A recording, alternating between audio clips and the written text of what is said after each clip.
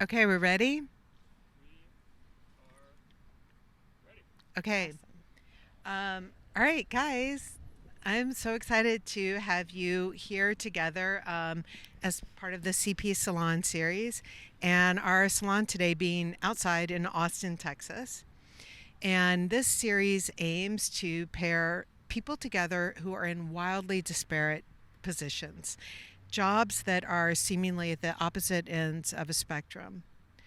And so here with us, we have Cecelia. And Cecelia, you're head of brand marketing at Google here in Austin.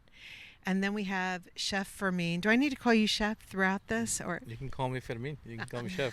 Whatever Fer- you want. do I have to say Fermin? I like that better. Chef Fermin, Fermin, you are the owner of two of arguably the best Mexican restaurants in the United States right now, Suerte and say Suerte, Suerte. Suerte, and Este, and also Bartoti, Yeah. and they're based here in Austin. Uh, and so, what we're going to try and do today is I want to get to the crux of something that I hear about so much in my DMs. And it might sound strange that I hear about this in my DMs, right? I'm the founder and creative director of a clothing line. But what I hear about from a lot of people, I mean, thousands of DMs at this point, are that people find themselves trapped in their career. And it's either that they're young and they feel like they've already been siloed into their career of choice, that college and even maybe high school and family expectations have put them on a singular path. And I hear from a lot of people who are not just young people. I mean, like people across all the monikers from Gen Z to Gen X, even baby boomers, that they are on a path that is very locked in for them. It's a path that they've grown sequentially and they feel very locked in. And they feel that if they do everything right and pick up the right skills and learn the right information, that that is what is going to propel them further down their path or up their corporate ladder, that that's how they'll find corporate success. And what happens though is often for them, that path, that ladder, it turns into a tunnel. And it's a tunnel that seems to have no detours, like only exits that require you to go back to square one, start at the very beginning if you want to change direction. And I use the tunnel analogy because it really describes how many people feel like they are locked in either with tunnel vision or that they feel like things are really closing in on them.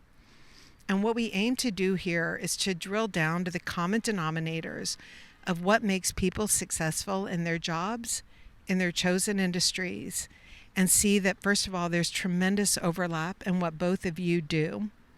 And for me and Cecelia, you guys, I mean, it could not be more opposite on the surface, your careers. But I find that, like, if we were to, at the end of this, put your common denominators, put your even daily job descriptions into Google AI and ask, what do I do for a living? I think AI would be fooled. I think it could spit out a lot of different answers. So even when people believe they are building the specific experiences and skills to lead them down the path they've chosen or up the ladder, they're actually acquiring a base of know how and expertise that can be applied to so many other worlds, so many other paths to take. And so, with that in mind, to tee this up, like Cecelia, tell me, not your elevator pitch, but if I were in the elevator and I was like, what do you do for Google? What would you say? I think the first thing I would say is storytelling. I work in brand marketing, and there's a lot of pieces about that, right? It can be very metrics driven and quantitative, but at the end of the day, really, I see my job is to tell stories about Google, to tell stories about people who use our products. And when I look at my career, it's always been some sense of storytelling. Like that's really what we're me through digital content, because that's really what I'm creating.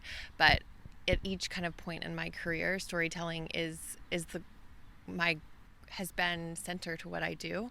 And I think unlocking and connecting people with stories is really how I would talk about my job now. Interesting. Same elevator. Same elevator? Same elevator. Fun elevator. We're all to in be it. at. It's really Yeah. fun. Where are we going? I get to be the chef of a few restaurants here in Austin. The first one is Suerte. We focus on doing things with masa, growing from corn that is grown here in Texas, cooking every tortilla to order by hand, served from the first time it was cooked. And we have a restaurant called Este, which we focus on the same principles of masa and Mexican cooking techniques, but we focus a little bit more on seafood. And Bartoti, which has a little bit more emphasis on Spanish and bar culture. But I get to be the chef, and that kind of changes with the years, with the days. And the way I describe my role now is I do whatever the restaurants need me to do on a daily, on a weekly, on a yearly basis. And sometimes that is stepping on the line and actually cooking, which actually is the most fun thing I get to do every day now. Sometimes that means being a little bit of a therapist for people. Sometimes that means being a leader. So it's a lot of different roles that I do, but ultimately it's being the chef of the restaurant that is leading the people in the right direction of where we want to go. And when you wake up in the morning, how sure of you of what you're going to be doing that day? And when you go to bed at night, did you do what you thought you were going to do that day, or did wild turns happen? Now I can say never. Now I always used to get mad at myself, like I had this list and I didn't accomplish anything. And the moment I realized that like the list is only a guideline of things that I want to do, but what's more important is that I accomplished what the restaurant needed me to do. Yep. That's a better feeling going to bed than I didn't get to do the things that I wanted to do that I thought I needed to do. So that's. And so, Cecelia, for you being in a large organization, do you feel like you get that freedom, or do you get to approach things with that freedom to at least kind of push and give friction on the edges to be successful? I feel the freedom. I definitely feel the freedom of resource, which we were just talking before we started. It's we have an opportunity. We want to lean in. Let's bring in a lot of different creative ideas. Like how many different ideas can we get? But I also think with large organizations comes complexity, and being able to kind of show up in a way. It's kind of what you're saying for me. Every day is whether you're going to be the therapist that day or whether you're going to be jumping in and helping to build the slides, tell the story. Who knows what it is, but it is it's a different experience every single day to get to whatever story you're telling or whatever kind of creative output that we're working towards. So I would say that resource is helpful, but with resource and people come complexity. Yep, for sure. And so, I mean, to that end, like Fermin, you have to be great at what you do. But great is relative and great is different depending on where you are. And one question I really like asking people in these interviews is, in mine, like, are there certain skill sets that have come together to make you who you are and very successful in what you do today? I think for me, I mean, obviously there's the skills parts of like knowing how to work in a kitchen, right? Like those things are the things that you can't really skip, and not just as a chef, but like in any career that you have to be good at the technical part, right? Like as a lawyer, like you said, like you have to know the law to be able to walk into court and how to walk into those scenarios where you have to understand what you're walking into, right? So those are the things that I think are the skills that I've gained through my career of putting my head down and learning the skills part of it. It's something that I've been lucky enough to hone in through the years. But I think the biggest part that I've learned throughout the years that have, in your words, like made me great was when I started being a leader in kitchens and being the last person in command. I was also very nervous that I didn't know everything. And the moment I felt like I became a greater chef, a better leader, was the moment I realized that I don't have to know everything, and that it's okay to show people that I'm learning with them at the same time they're learning, and that it's okay to not know everything. That was the biggest thing for me that showed me how to be a good leader, and that opened the doors for me to like just explode my potential on how to become great, because that just like opened the door for me to like oh, I don't have to know everything. That's that's okay. And people react to that in a way that they see their person they're following also be a human, Mm-hmm. and they want to follow that human.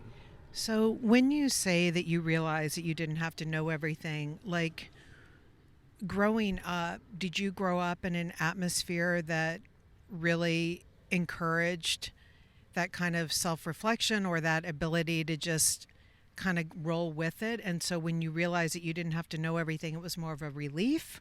Or was that something that you had to like forcibly practice doing? Like, were you the one that always.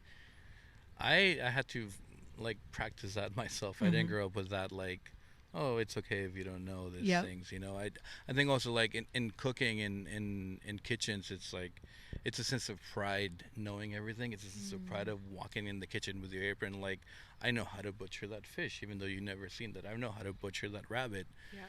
And sometimes you don't have the opportunity if you've never worked with a rabbit with a certain fish, right? So that's where that insecurity came from of not knowing everything. And when Yeah. I was able to get rid of that, I was like, why would I know how to butcher an alligator if I've never butchered an alligator? Right. Right? Like, Right. why would you expect me to know how to do this if Right. I've never gotten a chance to be around an alligator? I didn't grow up in New Orleans, And right? how bad it is when you fail at something that you pretended to know when really That's a big, Worst authenticity is yeah. feeling. just owning it. And I definitely did those mistakes where I pretended to like know how to butcher the alligator, right? And Yeah. this is a metaphor, right? Yep. And that's when I realized that like who am I?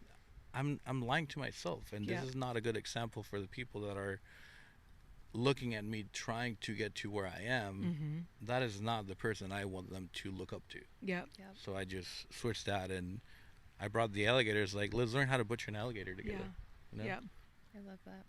I love that. Yeah. So, Cecelia, same question for you. What are like the weird attributes that would never be on a job requirement or anyone's like LinkedIn profile of the things that made them who they are or that are required? Yeah, I think, well, kind of thinking about what you just said there, I think not knowing is such it does feel like, especially when you're younger in a career, such a point of vulnerability, right? Like it just feels, it almost feels exposing. But one of the things that I have learned and that I think I have really honed in my career is understanding how to occupy your role in a room.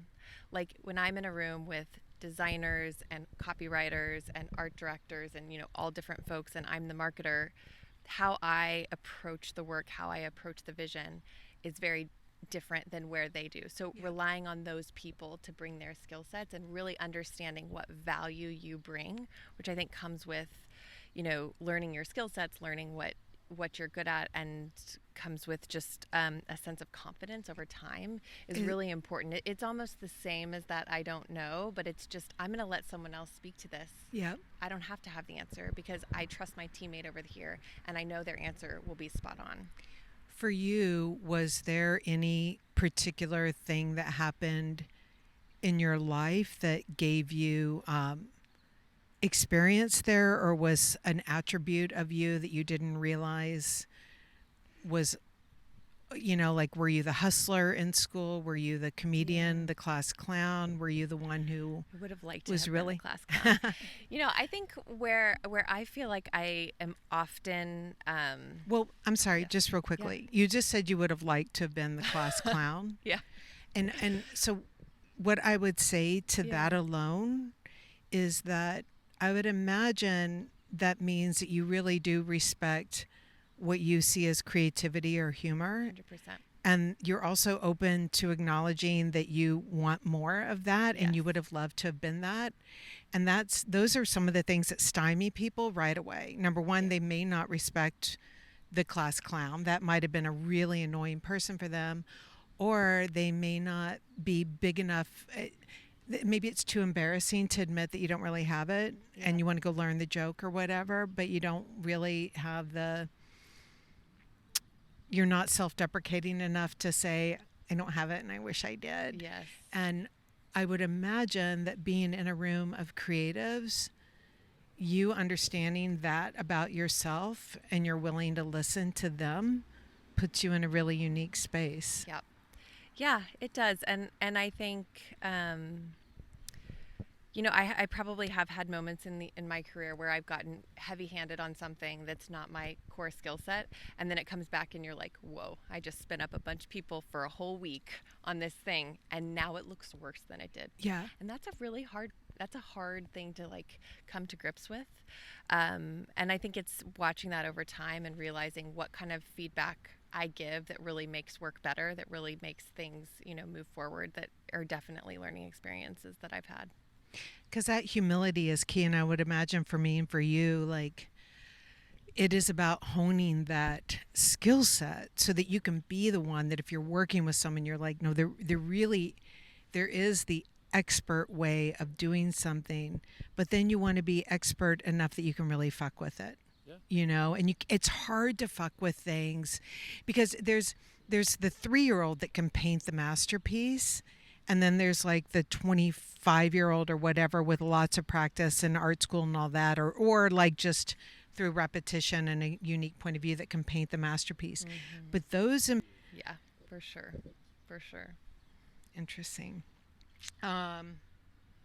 So Fermin, do you have a set of principles that you really govern your life by? And I'm really curious if those principles are the same at work as they are to what you apply to your personal life. I don't know that I have like principles that I like have written down, but I have like just ways that I like to live my life that both of those things kind of like go between work and personal life. I like to, now that I'm in a place where I try to pursue balance between work and life, which was not the case when I started my professional career. I like to pursue balance, personal balance, and taking care of myself, putting myself first, to make sure that if I am in a good place, I can bring the best version of myself to the kitchen, to the restaurants, and that's important because to me it's like an ecosystem where everything works. Yep. If I'm putting myself first, which at first it was really hard for me to do that because I went through the phase where I was always Chef Fermin. Mm-hmm. And then I got lost because I didn't know who Fermin was. And it was hard for me to get out of that circle. And when I was only Chef Fermin, I was great, but I was good, but I wasn't great because I was only that every single time. And you can only be good at something up until a certain point. Yep. If you work 80 to 100 hours a week, like, you're only going to be good up until like hour 50. Yep. After that, you're just like grumpy and mad. Yep. And like you think you're good, but you're not. So one thing that we do is I always ask people to really like dial back to core adjectives that they would use to describe themselves. And I think for me, where we started off and you were talking about the ability to just say, you know what, I don't know how to carve apart this alligator. And again, like for any alligator lovers out there, we are just using this as the alligator is a metaphor here. But like, would you say that being honest is a really core principle Absolutely. of yours? Because I think that when we talk about like really knowing the way to describe yourself in a way that like it's one that you would almost be kind of embarrassed to tell people because they may like be like, bullshit, man, I saw you say that last week, like you're not. But like really like that kind of honesty is so important to you. So it makes sense that like coming to grips with being authentic in the kitchen, that like, you know what, I can't slay this alligator, would become very important. And being able to lean into just little things like that right now are becoming like real career definers for people. Like that alone is something beautiful when you think about all the scripted chef shows out there. Honesty, and that's like integrity, right? It's like who do I want to be? Who do I want to be in and out of the kitchen? Because that is like, that line can be blurred. Yep. But it leads into the person that I want to be, right? And also I can tell you who I want to be, but only you can tell me who I am Yeah. through the actions that I show you. And to me, integrity is like doing the right thing even when no one's looking. Yeah. That to me is like a perfect example of the person I want to be, and the the the way I want to live my life. Yeah. You know, and I don't like always think about that every day, but that's like every day you're faced with those little decisions, right? Yeah. Do I stop at this stop sign? Do Yeah. I pick up this trash? Right? Do I do the right? You're always faced with those decisions in your personal and your work life. So it's like, how honest do you want to be with yourself? And like sometimes you don't do the right thing, sometimes you do, and like it's all about that balance. And that's the way I want to live my life. And to me, those things kind of like always blend together. Yeah. But it took me a long time to get to this point. Well, it's getting also to the point where you just said like doing the right thing or doing the honest thing even when no one's looking. But we're in a world right now where Everyone.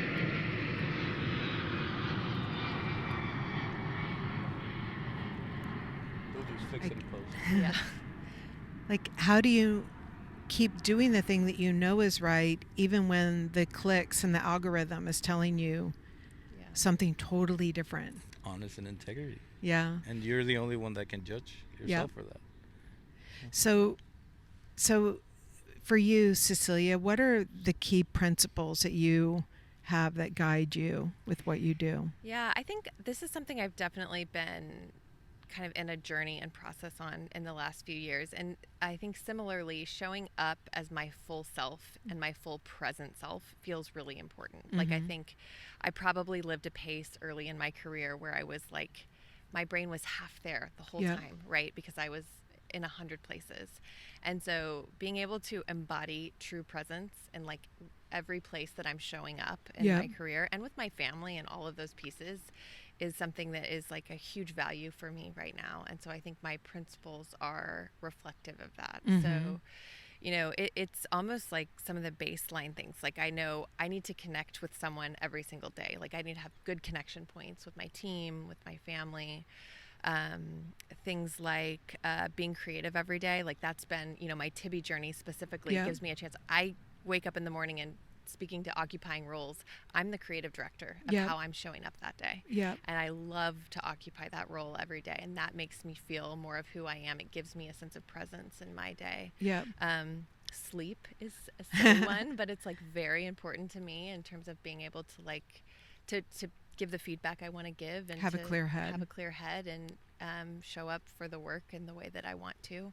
So yeah, those are a lot of the big ones. I think that's important because like for me, you're obviously in a position where your principles, these are your companies. You can drive them based on your principles. You, however, you know, it's really figuring out like what Service plus right there. I love this. I love figuring out helping people figure out to really drill down on their principles because a lot of people leave big companies because they feel like it's not aligned with their principles or they're very unsatisfied in their jobs because it's not aligned with their principles. But I often find that people don't understand at the core what their real principles are. They don't have a list in which to constantly benchmark against. You know, you've really got to have those first principles. And so, you know, everything that you mentioned, I would say at Google, I would imagine you could live out against those principles and not feel compromised with that. Absolutely. And that's part of what I'm, you know, looking for in a job and a creative outlet on a regular basis is places where I can live my full creative self to my full potential. And so for you, for me, and I would think too, like a lot of people, when we're small, small businesses, we are independent owners, right?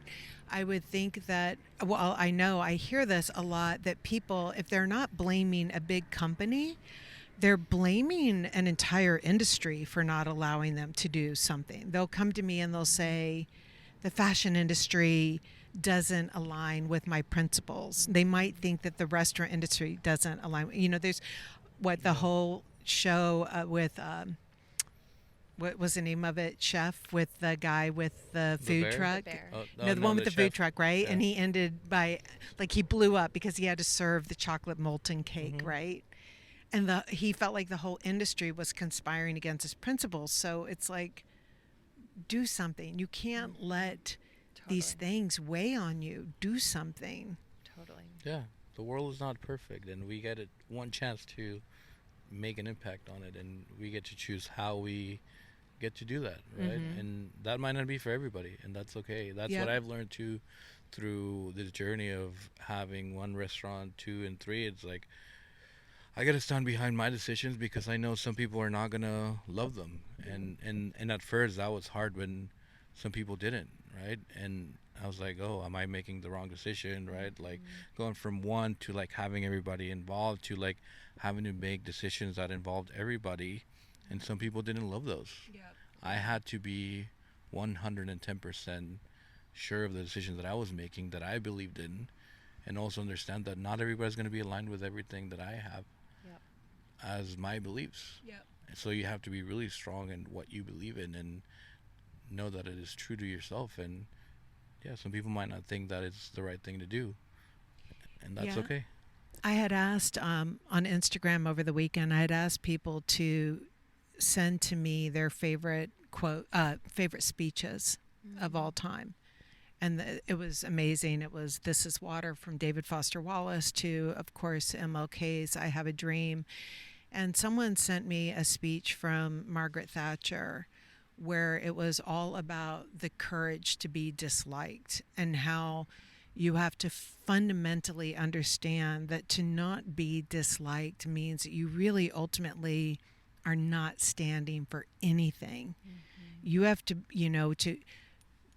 to have an opinion is to know for certain that other people will have a contrarian opinion, and you've got to be good with that. How, I mean, at Google World, like you've got to navigate not only a consumer, but you've got to navigate internal issues where you get to control that for me internally, right? Like, but not the consumer ever. But like, how do you really go for things?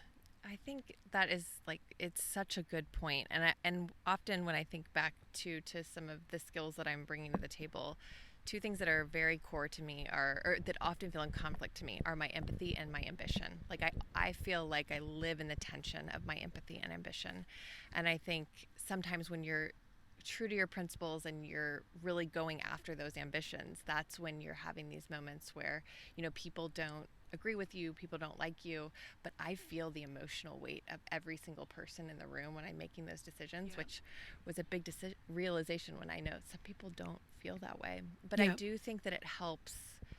I do think it's an important part of, often I'm working with big teams, right? 50 and 60 people at a time working on one project. So of course, a large percentage of those folks aren't going to be always aligned. Right. But I do think having empathy can help bring them along and help them understand and kind of see the larger vision. Yep. And that sometimes we pick our battles. Yep. And this is the one that we're not going to pick because the work or the vision or whatever we're going for is ultimately where we want to go and what we're driving towards. So we're going to hear it. We don't love this, but we're going to, keep moving forward as a team. And I think, I do think empathy is kind of like the really key critical thing for me and being able to make that work in those hard moments.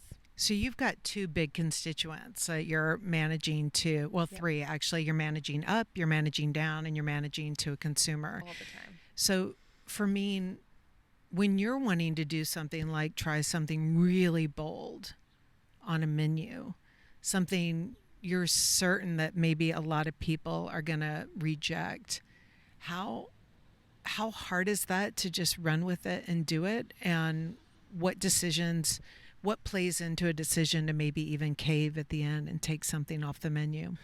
So it's like one big thing that I've learned, and going back to like some of the skills that you were asking that I've gained through like my career that has helped me, be better at what I do, is one thing that I've learned is I always look at comedians on how they storytellers. They're really good storytellers, right? And one thing that I've learned about them is every day I get a chance to talk to my staff. We do line up every day, and that means that we talk in front of them and we talk about how many reservations we have, what the day's going to look like. We do a little pre-shift, right? That's a little briefing of what the day's going to look like, and that's one opportunity that anytime we have a new dish that is going to go on the menu, that's my way of selling it to every single person who's going to walk in through those doors. So if I'm passionate about something, I'm not going to be the person that's talking to every single person that is eating at the table and selling them this tribe dish that I'm so excited about. That might not be super exciting for everybody to come in and eat. My best way of doing that is showing my passion of that dish through the staff at 4:30 at the dining room before everybody comes in, and I take those cues from comedians, stand-up artists that I've listened to, like get the attention and do it in my own way, not like through telling jokes, but like how I get the cues on like storytelling, and sometimes, and that's okay. So I'm curious, and this doesn't even have to be for this talk here, but I want to ask a question right now. Are you filming those stand-up talks that you are doing every day and posting them? No, I would do that. Please do. Like, if I could hear a chef in passion, because just quick aside while we're in this, but like the thing that has helped Tibby so much was we used to fly to stores, and we used to meet with the people, and we used to give them a talk, and then you would leave the store, and you would have explained why a blazer was great, but then it would kind of fall out of their mind. And then I would come back and I would try and tell our internal salespeople why it's great, and production why they should make more. Now that we have Instagram, and every time when I fall in love with something, I go on and I explain why it's great. The consumer, the vendor who's selling it, the internal sales team who has to sell it, the store team, they're all required to watch my Instagram at our stores.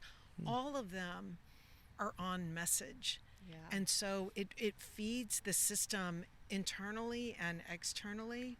I would kill if I could go on and see a chef talking in a way that is not Fox MasterChef edited, Totally. Just pumping up his team. normal. Yes. I would die for that, and I would click so hard to like go in and try it and see.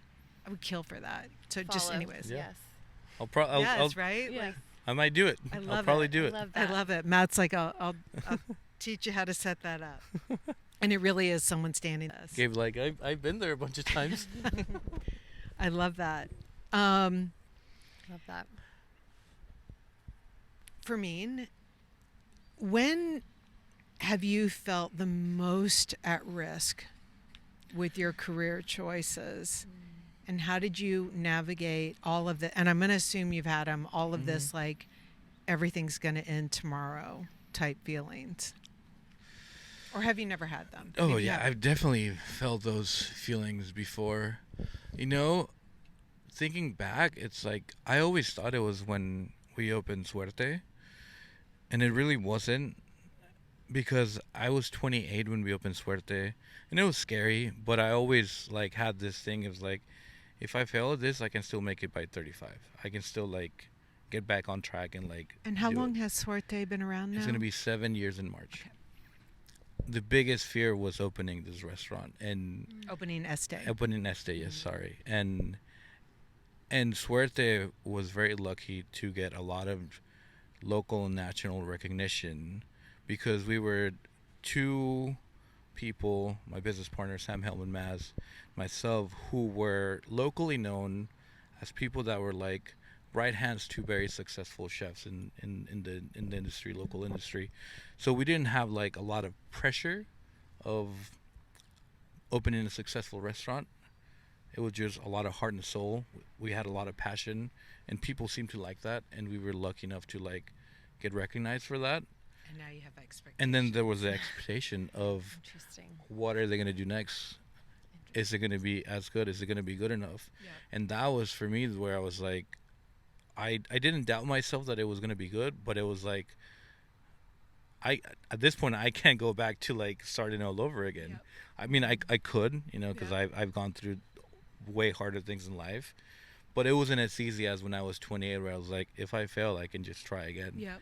This was like, I have a lot of stuff on the line, and it wasn't even just about me. It was like a lot of people that have been from day one at Suerte that have wanted to come and open this. Like, there was a lot more stuff writing on the wall, that it wasn't just about me. It was about a team of people that wanted to pursue this dream that I had, that were sharing it with me. That I was like, oh shit, did I do the right thing? Yep.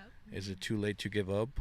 I know I'm not gonna give up, but am I doing the right thing? Is it still relevant? Is it still exciting? You know, and there's still moments where it's like, you know, opening this Mexican seafood restaurant in the middle of Texas is, it's not the easiest thing, Yeah. right? But just like opening Suerte, like making your own tortillas by hand one at a time was not the easiest thing. It would be easier to buy them Yep. and sell them, probably for the same cost that we're selling you tortillas right now. But it's not the right thing. It's Yeah. not what excites me. So that's why we're doing it. And we just turned 2 in October here at Este. Yep. And I feel like it's getting there. We're, I think, I mean, I would imagine that the authenticity part that we talked about earlier, and that willingness to discuss things that go wrong or mistakes you make, or, you know, things that you're not an expert at yet. Like, for anyone who is looking to start something smaller and listening to this, I I remember something that my boss at American Express told me when I was in sales at American Express, and he was like, when people like you, they will do everything to find a way to buy from you. And when they don't like you, even if you're great, they will constantly be seeking for your downfall and for when they cannot buy from you. And so I think when people are starting out small, like even having that opportunity to be like, okay, now we're trying something new. I hope to hell it's as good as what we started out with. You know, like people have venues now to be able to share that information thanks to companies like Google and all, you know. Yeah, absolutely. So for you, what, like, when you feel at risk, how, working in a large organization, how much can mitigate that risk? Like, because control's a Ooh. big thing for me. Yeah. Huge. I think in some ways it's a little bit of what you're saying right now in terms of the rapport and the relationships that you have with the people around you is really going to be critical when you're in a moment of risk in a large company. Like, you know, if I make a really big mistake, or I in a moment of crisis, I need to be able to show up in a room with folks who are not going to like point fingers and say, okay, let's look at the problem in front of us. How are we going to solve it? And have a really good collaborative experience where we're constantly being really honest, where we're constantly sharing candid feedback, where we're constantly context sharing to be able to get the outcome that we need to go. But I think a lot of it is maybe I would almost, I don't know if this is a fair analogy, I'm kind of my own little small business in this large corporation. Yep. And so I think about, my players are not other industry players, but they're other people in this specific business. And a lot of times I think that's, the landscape that I'm navigating that's a little bit different maybe than where you guys are. But the rapport and the relationship, that piece is still critical to being able to influence, solve problems, and get to where you need to go from a risk perspective. Well, and even in no matter how big of an industry or company that you're in, breaking things down and making your world smaller Yes. is key, because you really have to Absolutely. understand, because otherwise you feel like there's no way you can affect anything that you're doing. It can Yes. become such a weight. But I'm curious with you, Fermin. One of the things that allows me to sleep at night now is I feel so much more in control, in that if everything were to go out of control and in tomorrow, I feel like we've got the core there to pivot and do something different. But that didn't come until, I was in business for 24 years before I felt that level of comfort. I don't think you need to be in business for 24 years to have gotten there, but that's how long it took me. But like, do you feel in control, or do you still feel like you're kind of riding the top of a wave, or what's your stress level in terms of? I think I feel a little bit of both. Mm-hmm. I feel like sometimes I am in control, sometimes I'm still learning how to let go, pass it on, and sometimes I'm still like figuring out how I'm feeling every day. Yep. And it's like it's very up and down in a way that I'm enjoying very much, Yep. because I still very much enjoy the roller coaster that this career and business and just like being a chef is all about. I still enjoy it very much. Yep. As confusing as like it sounds, I love it every day, and I wouldn't trade it for anything, because it is what I'm lucky enough to do, because prior to finding this, I didn't know what I wanted to do with my life. Mm-hmm. I didn't know, when everybody in my friend of groups was going to law school, was going to study to be a doctor, lawyers, architects. I was just going to college because I knew that was the right thing. Yep. And then I found this thing that I was very passionate and I happened to started to be good at. Yep. Whenever I had bad days that I'm like, do I get it? Am I getting it there? I don't take for granted that 17, 18-year-old Fermin would be lucky to be where he is right now, and Mm-hmm. that's where I'm like, it's okay if I don't have that answer right now, Yep. because I'm also like enjoying the process in this moment Yeah. of, I want to get there, Yep. but I'm not rushing it right now as much as I felt like I wanted to get there Yep. in past years, because I feel like every time I've been in a position where I'm rushing to get to the next place, I always miss where I was in the past. And I don't want to make that mistake right now. That's Because so I true. really enjoy the moment I'm in right now, rather than chasing the next part of my career and not enjoying the moment that I'm currently in. Because that's happened so many times. Yep. Where I'm chasing the next part. Where I was a line cook, I always wanted to be a sous chef and manage people. And then I started managing people, and I was like, man, I just miss cooking food. That's that sequential path that a lot of people put themselves on. And I tell people a lot to think of their life not in terms of a GPS system where you set your goal Yep. and then you've got like you want to really map out your right turns, your left turns, where the police are located, all that kind of stuff. If you really look at it as a compass, Yeah. and you know generally where you want to land, then that kind of lets you meander along the way and see the things along the side of the road, or decide when you want to go off course, but you know generally where you're getting back to. But what took me a long time was to figure out that that goal at the end wasn't to become a $300 million brand. Because when I really figured out what that goal at the end was for us on the compass, to become a $300 million brand would have been completely out of alignment with everything that was my goal, was to be surrounded by incredible people that inspire me. It was to be able to do creative things every day that I love. And it was to stay independent and to be able to make my own decisions. So how I'm not going to be a $300 million clothing brand in order to get there. So for you, Cecelia, working in a large company, bigger goals that you set for yourself, that you work towards, that leave you like open and inspired.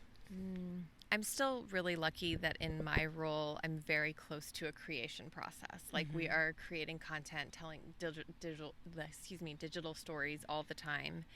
And being close to the work is really, really important to me. And I think as people get more senior sometimes in their careers, especially in corporations, it's really easy to say, that's execution now. Yes. I sit at a different level. That's not where I want to be. But I find that where the pockets of really good work are being done in these large corporations and in a place like Google is where really senior folks are leaning in as close as they can to the work, and that's where we see a lot of our best projects, a lot of our most powerful moments. So I try and stay, really, really close to the work. That's what I find to be inspiring. That's what I find to be exciting. And then also having a team of people that I just trust. Yep. And, we love coming to work every day and, being part on this creation journey together. That's one of the most inspiring things for me. I start almost every day with a call to my executive creative director, and we just talk about like what's going to happen with the work that day. What's our vision for where things are going to go. And it's those types of, that's maybe how I'm creating control for myself in a place where there's so many things happening around me. But we have the opportunity to influence the team and the work that we're creating, and exerting that as much as possible is, I think, one of the things. It's what gets me inspired and gets me out of bed every day with our teams. So any assistants around you that want to protect you by like not having you have to deal with all the shit, like that's not a good thing. No, I want it all. I want every single piece of it, and I want my team. Anytime my team is trying to protect me from some hard conversation that's happening somewhere else, I often say to them, you think it's a sign of seniority to be able to come to me and say, I solved it, yes. Right? Like it's all fixed. But I see the sign of competence and commitment when you come to me and you say, I've got a really hard problem, and I'd love for you to dig in with me on this. And someone's ability to trust and not come and say, I've got all the answers, but like, let's work this through together.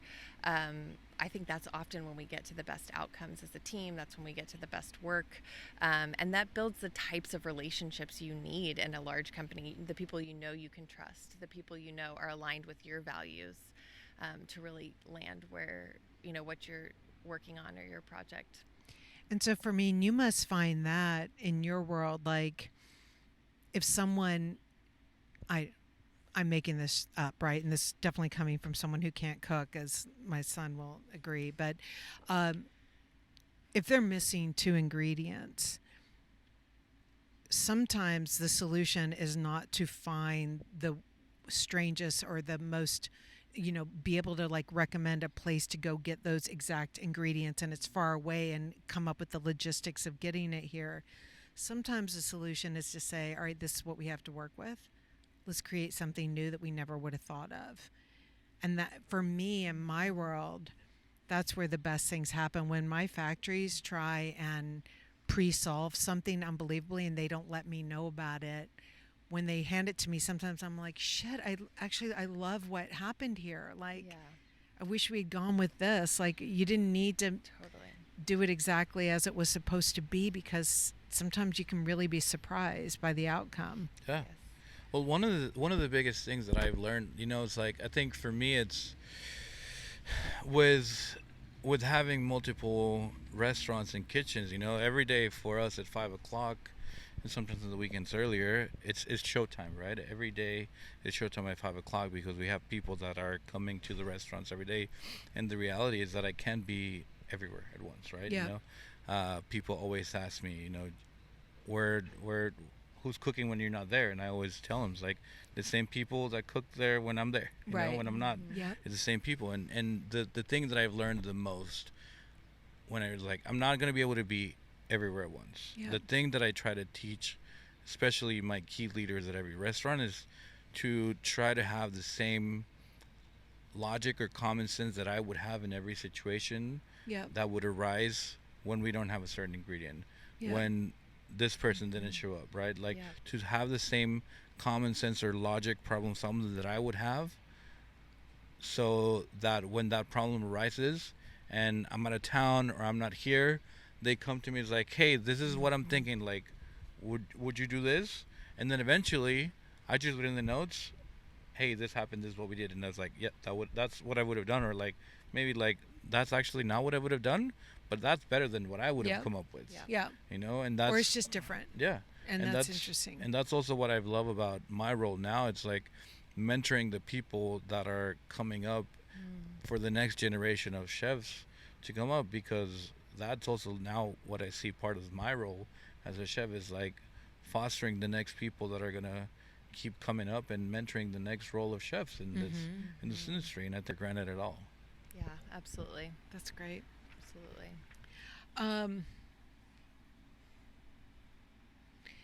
Cecelia, you, you are navigating a big company here. So, how do you measure taking risks? Like, when do you decide that you're really willing to put everything on the line? And in your world, is there even such a thing as putting everything on the line, or? That's a really good question. I mean, I would guess that putting everything on the line looks different. Like what the line is might be different for me than a small business owner starting something new. But I think for me, risk is really actually it comes back to principles. What we were talking about earlier, it comes back to principles. It comes back to values. What am I optimizing for in my career or for the work in a particular moment? And it's kind of that juice worth the squeeze. Like, is this will this get me close enough to that vision? Yeah. And then yes, I'm happy to jump in. It always makes it easier when you have a boss or a leader who says, I've got your back. That makes it, I think if you're leading a team, the best thing you can do is say to your team, I've got your back, because that will give them the space to take those risks. Take risks, fail fast, all of those things. But for me, in the end, it really is, a team has limited energy, to your point of 100 hours, but really you're only good for 50. Like, you have to recognize that about your team. So it's like, will this risk get us closer to where we want to be? And then it's totally worth taking. If it's going to spin people for multiple weeks, and who knows where then maybe we might not be getting the best out of the team. Would you say when you were younger that you were a risk taker? Yeah, I would say I was it might not look like a risk taker, but for me, I grew up in Dallas. I moved to Austin for school. And I think for me, even whenever I went and started working for Google in early 2007, 2008, that was a risk in that moment. I had just decided in my head, like, this is what I wanted to do, which was kind of weird at that moment. There was not tons of kids to know with certainty. With how much certainty that this is where I wanted to go. And it was like a 20 interview process. It was moving to San Francisco. It was, all of these things. But I wanted it. And it was that value. It was that vision. It was that principle. That is what I wanted. And so I jumped and I did it. And it was such a great experience. I can't say that enough. I think similarly, I went to a startup after my first 5 or 6 years at Google. And I just wanted to build something. I just wanted to build something from the ground up. That was my goal. And so whatever risk, whatever was going to happen to that business didn't matter, because what I wanted was to be part of something small and to be part of growing something. And so in that case, the risk is totally worth it, because I, had that opportunity and I learned. My growth curve was huge in that moment. I think a lot about one of my favorite books. Matt, you have to read this, is Malcolm Gladwell's Outliers, because I love the notion of like really dialing back to certain commonalities, things that have happened that tends to create consistent behaviors amongst large groups of people. And so I would think, like, in the corporate world, just being, you're in San Francisco, your employees who have moved out of their small hometowns, that have moved across the world, your employee base, by definition of, they're almost like the early immigrants, right? Like, by definition, they are big risk takers. And so you, like, just, and what, I mean, obviously you're a risk taker, right? You, like, what was your, like, I don't have to ask if you were always a risk taker, because you were, but what was your path to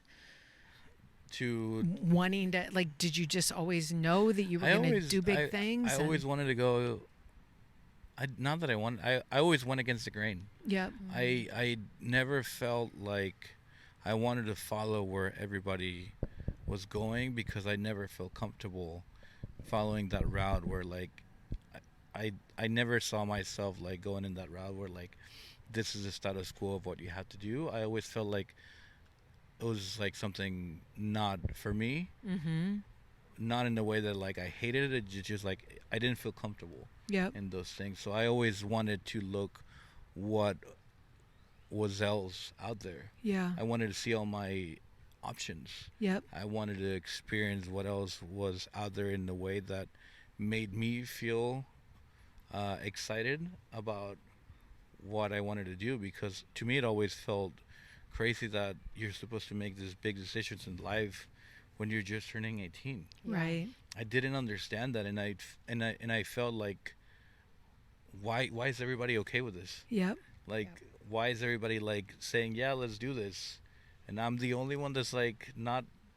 I'm Not the only okay one that's with like, that. well, let's wait. Yep. That felt awkward to me, Yep. Yep. but it inside of me it felt right, Yep. and I'm glad I went with that. But not like now I can say that. In the moment it feels scary. In Yep. the moment, like I said, it was like I saw everybody very dedicated to the route that they were going, and I felt lost in that moment. Mm-hmm. But it felt right to me to not follow those things. And now I'm still friends with those people that I grew up with, and they talk to me and they look at me like, man, I wish I would have like followed that gut that I had. Yep. Of wanting to be a photographer, Yep. of wanting to pursue my painting career, Yep. right? And they're happy, they're engineers, right? But they didn't follow that gut that I feel like we all have, Yeah. but we don't all follow it because of the status quo or whatever society tells us that we have to do. And I think that's fine, Mm-hmm. but that's the person I wanted to be as a risk taker, of just like, maybe if everybody goes right, you don't have to go right. You can take it left. Yep. No, I think that kind of risk taking, for me growing up in the South, small island and everything, it was something that I was just propelled to do, and you do it, and it's kind of like one step in front of the other. But at some point, you can kind of stop and take stock and say, you know what, maybe this is a core skill set I have that is making me more successful by my own measurement than maybe other people feel. That was Okay, you guys are good to go, and it's a fucking wonderful conversation. Excuse my French. Well, just a side note here, and again, this may not make it in because controversy wise, but as these companies really lean on work from home and meeting employees where they are, you may really start, if you're a company that is predicated on hiring people who are big risk takers, you narrowing that funnel of risk takers who were normally coming into your company. yeah. Like, you know, it might be fine that someone's in St. Simon's Island, Georgia, and wants to work from home, but they may not be, by Malcolm Gladwell's terms of outliers, the ones who might be contributing the next big idea. Yeah. Not to say that they can't, but statistically speaking, Totally. I find that, find that to be something I think about a lot, because I think something that was so true to my, as you said, my risk taking was like, okay, I'm going to move to California. I don't know anyone there. It was a big risk for me. But then, you know, it was also a big risk for me was to move back to Austin, yep, which was an interesting, like, yes, because I'm not close to the heat anymore, or the action. I can't just walk to my boss's office and have a quick conversation, and a lot of that rapport building stuff that is so critical. But I also find that it gives me such a different perspective from everyone else on my team. And when everyone else shows up with a very San Francisco, guy next to me works for Meta, guy on the other side of me works for, you know, OpenAI, I'm like, well, I'm sitting next to a teacher and a chef, or, you know, people with really different skill sets. And I think, yeah, it is very interesting how that will evolve for people over time. But I think, again, it for me, it's paid off, because I can come into a room with a confidence about a diverse set of perspectives that maybe I didn't have when I was living in San Francisco, which is a beautiful place, but also it can be a bubble for sure. yeah, yeah, because that diversity of perspective is so, I mean, it's so key. And for you, for me, like, how key is it in the restaurant industry? Is it key? Because, like, clearly, like, you've got to be very maniacal about your point of view and the actual product that you're making. But I would imagine that in the selling of your product, being able to understand how someone who might not think exactly as you do as a chef, like you have a cookbook coming out, Yeah. right? So clearly for a cookbook, you're going to be talking to a very broad range of people. Like you've got to have a lot of different considerations in your head now, just in the preparation of that. I would think, like, how do you gain those perspectives that need to augment what you bring to the table? I think just with experiences like that, right? Like writing the cookbook and also being involved with the people that come to the restaurant.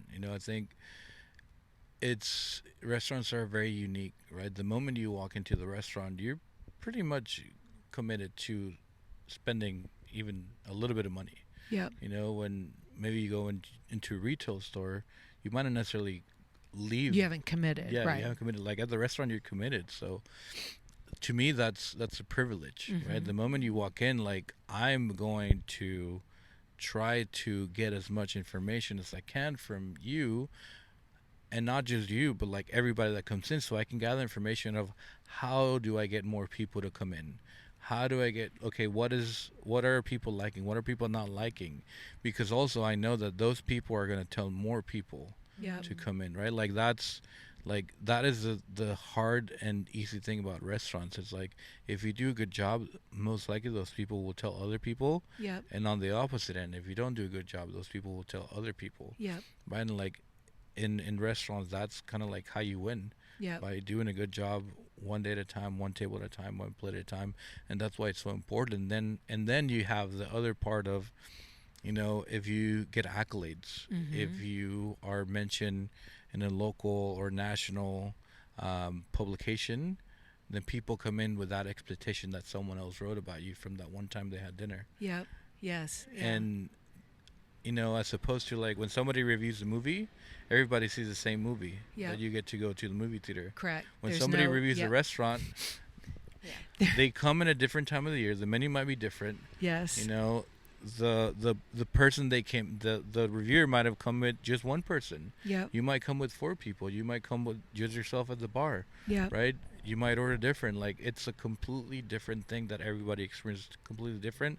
So it's like we're constantly getting information on how to be better and how to make sure that ultimately the restaurant is a business. Well, Right? it's interesting, this conversation, because I asked Matt last night at dinner, I said, what is one of the biggest things that you've learned just in your young career so far? And his answer surprised me, but I think it's really apropos here. He said that he's learned that corporations are people, that they're actually just bundles of people. And I think that is what is so key for, if in terms of storytelling, you can also get people to really understand that you are people. And just the way you described food, and that it will be different, and you will and it's made up by people, so that's no surprise. And I think bringing that human level to the forefront and getting people to embrace the friction of that, to know that sometimes something might be made with too much sugar, too much salt, whatever, but that there are people behind it. So it's also a matter of We how make these people mistakes. deal with things. And if you tell us when you're in this building, I promise you we'll do our best to make it better. Yeah. When it gets hard is when you leave the building and then you don't tell us that we didn't do it right, and then you don't give us address the situation with, oh Totally my God, different. we're so sorry. Yep. We can fix it. Like, would you go back to the Totally restaurant? different. Yep. Yeah. Because we're humans. Exactly. This is the point of just being human and in conversations. And my husband and I were talking about some of the questions last night. We were talking about principles and Yeah.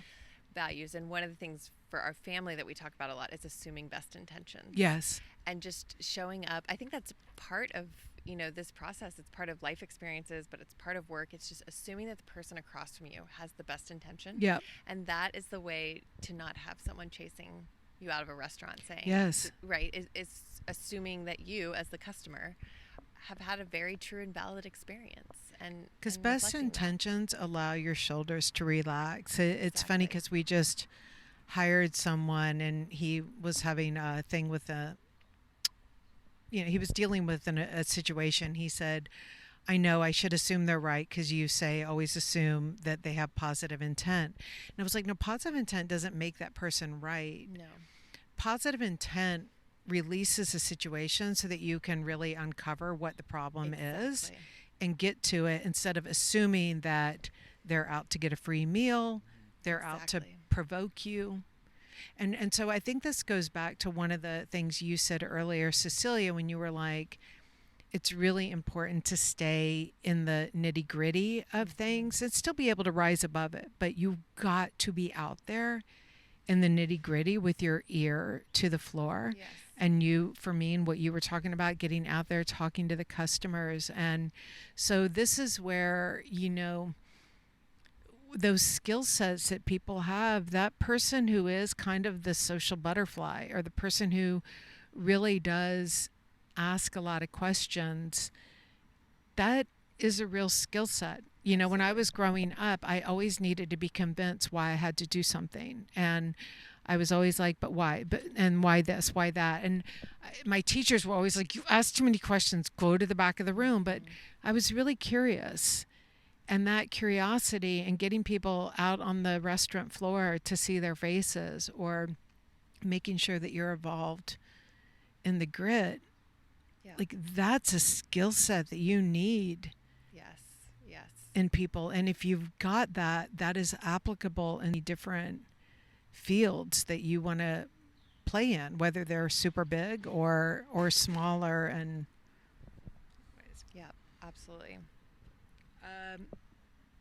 if you, Cecelia, Yeah.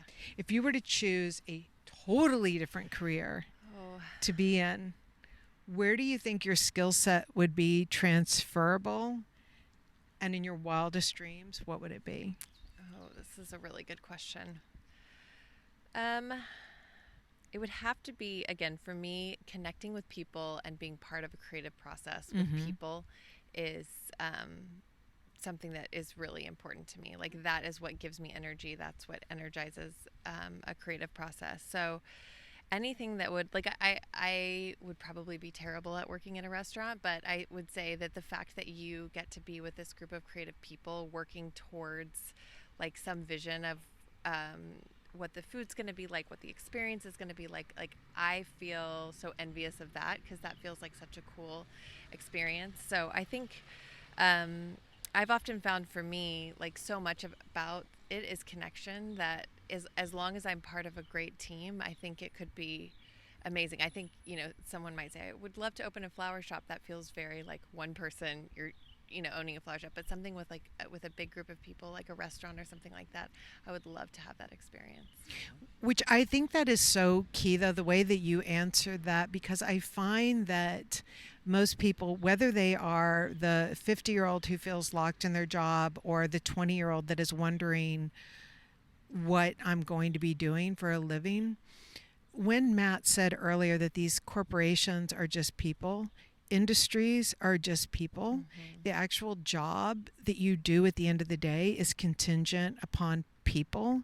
So when you realize that, I am so passionate about the way that your jeans fit, the way that your shirt fits, but I was oddly just as passionate about creating an ad for Shoney's restaurants as I was about getting someone to accept the American Express card in their restaurant. Like the teams around me, the people, what you bring to the table, it's so within yourself to pull that together and apply it to anything that you're doing. And that's why this dialing back to like your own skill sets and your principles and what are these non-negotiables for you is key, because there is just about anything that you could be doing. Yes.